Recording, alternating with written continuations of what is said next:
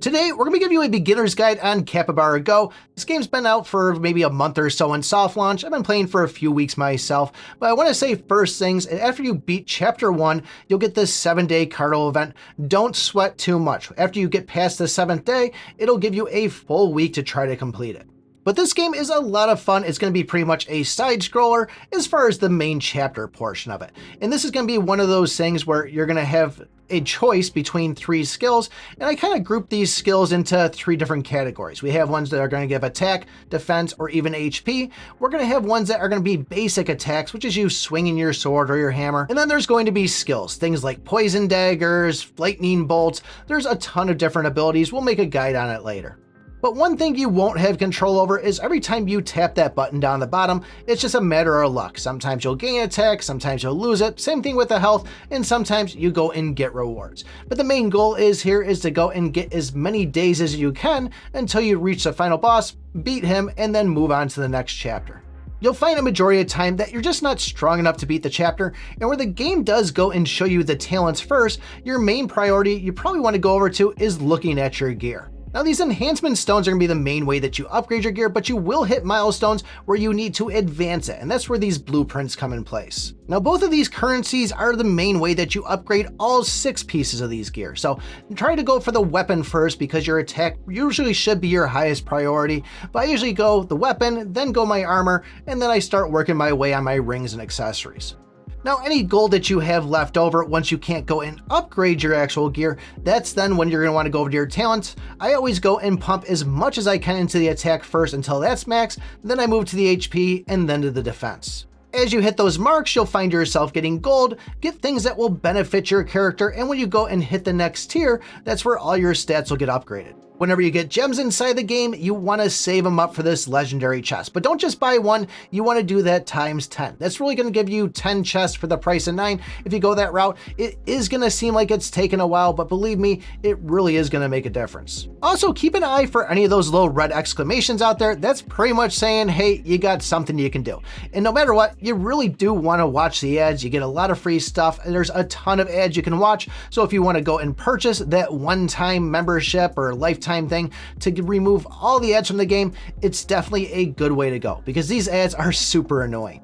When you're on that screen where you can purchase things, go and look down the bottom. You'll see 4 tabs down there. There's usually some free gems sitting inside that pack shop. When you're looking at your gear screen, you'll see a number of things underneath. If you see the pet egg there, click on that. That'll take you over to your pets, obviously, but you can watch ads down on that. And that's an easy way to stock up on these.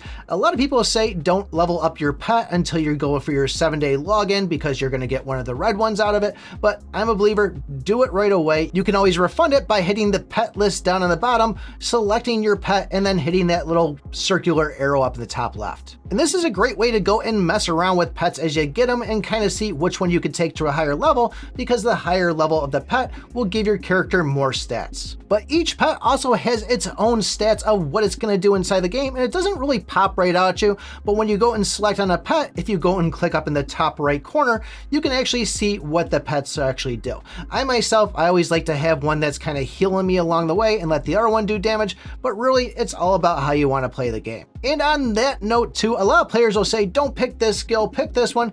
The best thing you can do is just try them all, see what works, because everybody plays the game different. Now, one thing that you can't undo is going to be the build for the pet, and this might take you about a week or so before you even unlock this, but this is just a way of you going and refreshing to try to get better stats for that individual pet. Once you go and increase the level by refreshing enough, that's when you go and move on to the next level. So that's gonna be one of those things that you're gonna kind of want to say, hey, this is a pet that I definitely like and I do want to upgrade, and I'm probably gonna use it for a majority of the game. But that might be a little bit more than beginner, but just know that it's there. The collectibles are another piece of the game here just to kind of upgrade your stats. Once you get enough puzzle pieces, you can go and unlock it. And if you do get a full set, it gives you a good chunk of buffs too. This will be a pretty big grind for you if you plan on sticking around for a while, but eventually you will unlock them and be able to level them. The mounts are going to be another one that, once again, upgrade your stats. And this is something that people say to hold off on upgrading until the actual mount event comes up. But I myself am trying to hit that 2 million power inside the 7-day carnival event, so I'm pumping as many as I can into it now.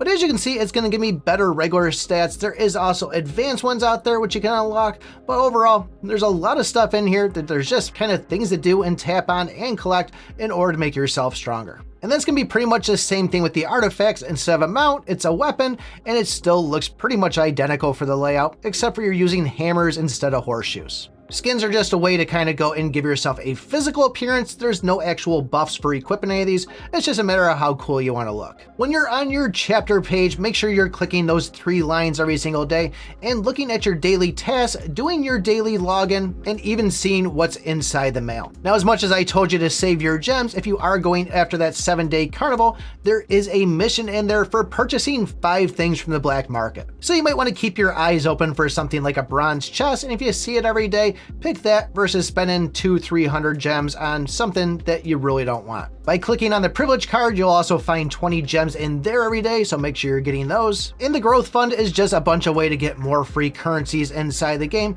for every time you hit a milestone inside the game. But there is the purchase side of it too. This game can get pretty pricey if you're going to spend on it, but make sure you're clicking on these to grab the free things. Every time you play a chapter and make a certain distance into it, you had the chance of unlocking one of these chests down here based by how far your progress was. So that's another great way to kind of help yourself level up. But a lot of this is going to be you playing, see how far you can get.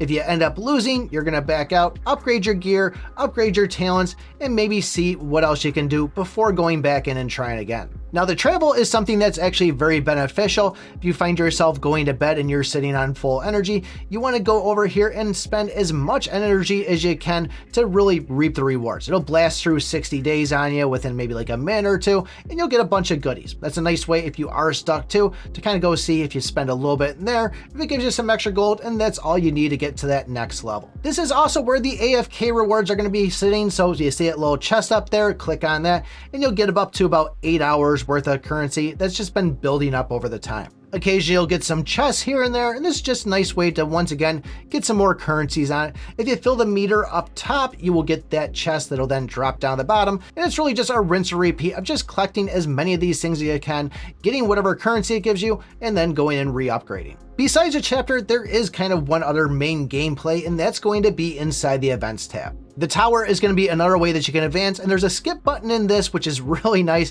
You just simply go in, hit the skip, and you can just kind of blast through these things. Every 10 levels you complete, you'll get a series of coins and some other stuff out of it too, but it's a nice way to kind of help yourself advance and then go back to see if you can beat that chapter. The arena is one where you're going in and just kind of picking somebody that's a lesser power than you, hit and skip on that, and seeing if you could rank higher for some rewards. I know some people wait towards the end of the day to really see if they can maximize the best. I just kind of click on it and play when I can. Now, when it comes to the dungeon dive, this one's a little bit different. This is kind of going up against some elite bosses, but it's still this similar gameplay. You go in, you pick skills, you beat enemies, and you try to see how far you can get, and based by that, either complete it or get whatever rewards for where you lost. The Goblin Miner is the last thing that I unlocked, and pretty much you're going around trying to break these blocks with these pickaxes to try to find these capybara statues, and then clicking on them will give you a certain type of rarity, and you can see here we really sucked out on that, but we got ourselves some eggs, we got ourselves some stones, which we used for the build of the pets,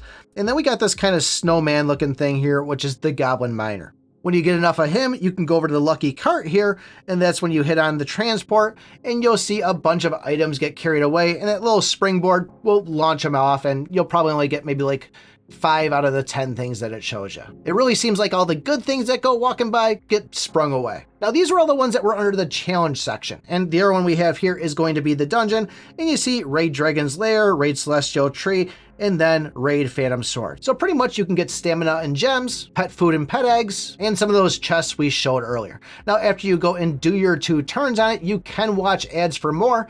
We're currently playing the game right now. If you go and lose on one of those stages, you'll get your ticket back, and you can go and battle the stage before for pretty much an instant complete.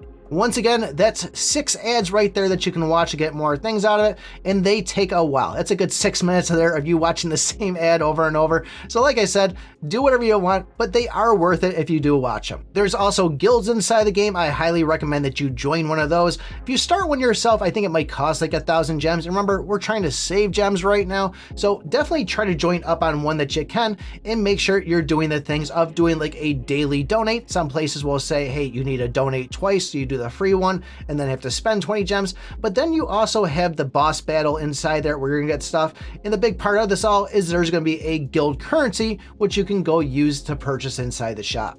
It seems like there's always some sort of event happening inside the game. You can see the things up top, and that's pretty much going to be as you go through battle. Right now, I can collect horns, and then I can go and collect the free ones or spend money for the stuff that's on the right-hand side. Over on the right side, we have the limited time one, which is kind of like a pet mission type thing. Depending on how you rank, you can get some of these golden tickets, which then you can go and cash them in on some of these pretty cool pets. Now, the new land one, that one is just nobody has even reached anything close inside there. They want you to beat all 80 chapters in order to get to that point, and as you can see, nobody's even reached it. So I guess if I could sum this all up for you, save your gems, buy those 10 times out of the chest, pretty much go and rinse repeat of attacking inside the chapter, going over and upgrading your gear, upgrading your talents, go over to the tower, see if you can beat an extra stage on that, and then if you're sitting on any energy at all that you don't think you're going to be using in time, go and do the travel function of it to kind of just see what else you can get. But these games aren't meant to be anything like a quick once and done. They're made to have you grind for a good period of time, but these games really do put a low value on your time versus spending money. You'd be amazed of what just spending $5 inside the game can do versus how long it would take you to grind. If you have any questions on the game, leave them in the comments. I'd be more than happy to answer them for you. But if you want to know more about the game, take a look at this video right here. Thanks for watching, and remember, I pick my butt.